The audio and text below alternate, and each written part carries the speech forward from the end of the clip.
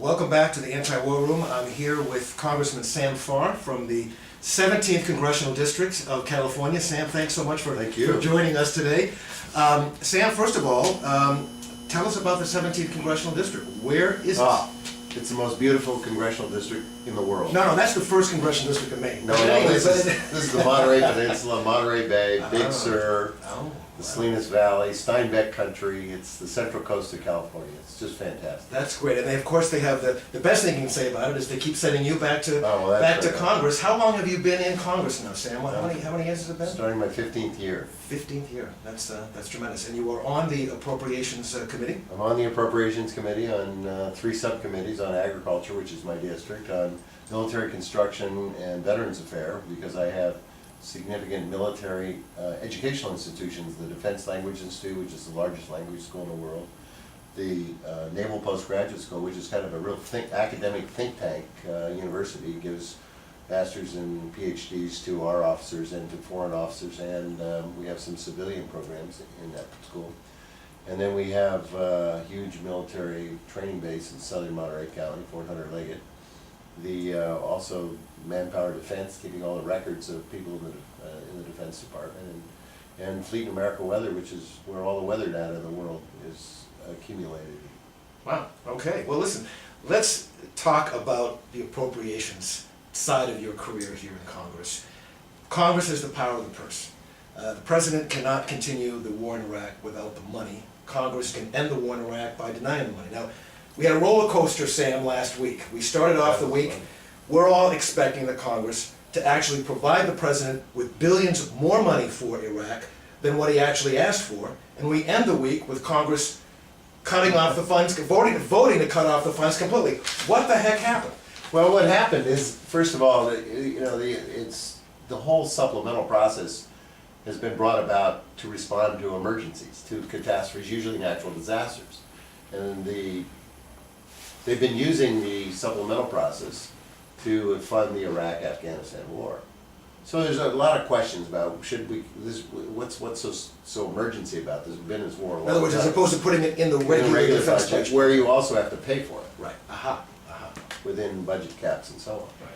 So the bill is always controversial in that point, and the Out of Iraq Caucus, which I'm a member of, and we have been lobbying to have at least if you're going to spend that money to get a withdrawal plan and to be able to put caps on how long troops would be there.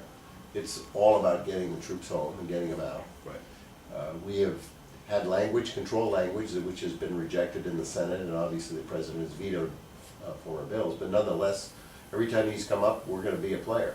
Mm-hmm. So the Outer Iraq Caucus was very well organized, and and what the leadership here is divided the vote for the first time on three votes. Mm-hmm. The first was the money vote.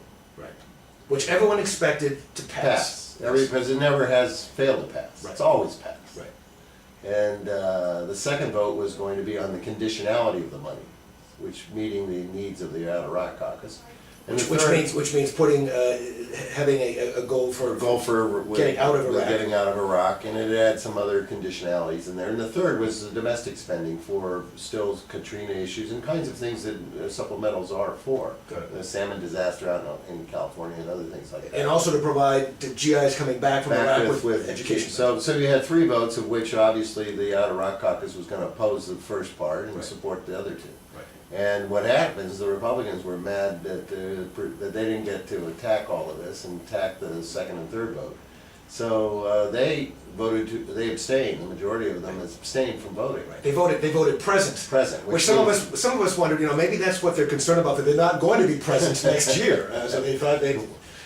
Well, you could argue that either way. They failed to fund their troops or whatever. But the irony of the vote was at the end of the time period, the Outer Iraq Caucus had won. The no votes prevailed, and they had to rule the motion failed.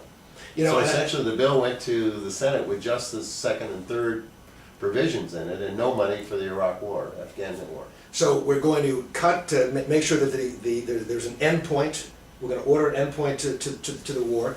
We're going to provide conditions to make sure that our troops are not overextended.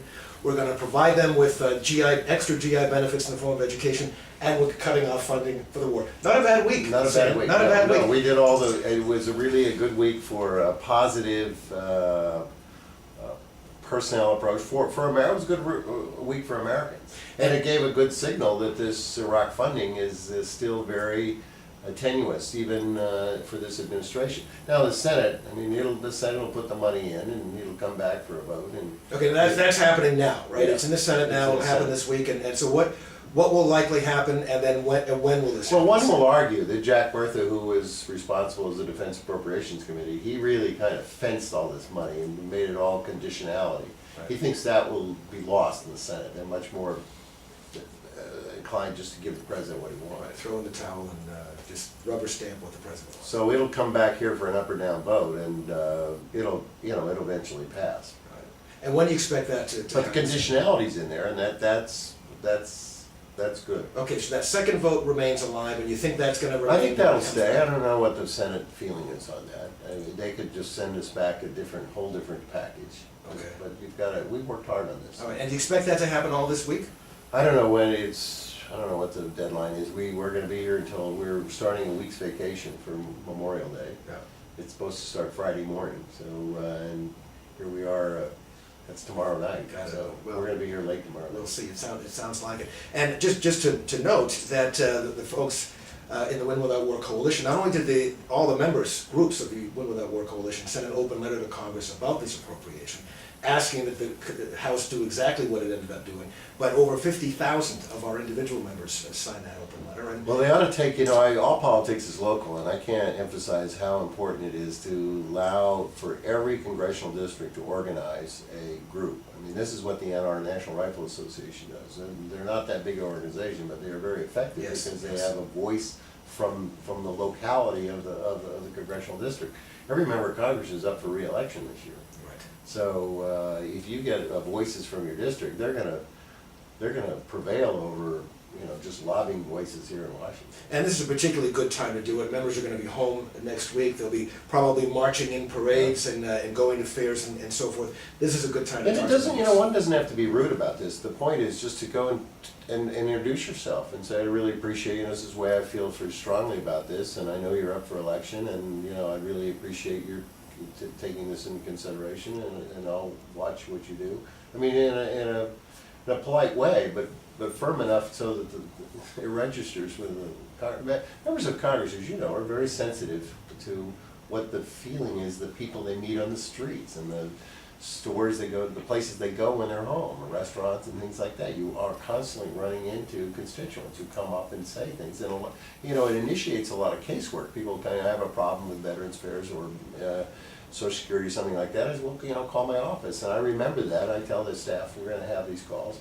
And the same thing is your feelings about, I'm a super delegate, so it's all the issues on who you're supporting and for the nomination process, and then obviously the ongoing business of Congress. And Iraq and the Afghan war is big business here, and we need to hear. The defense contractors are here, Yeah. and those that are in the process of sort of that have an interest in this war.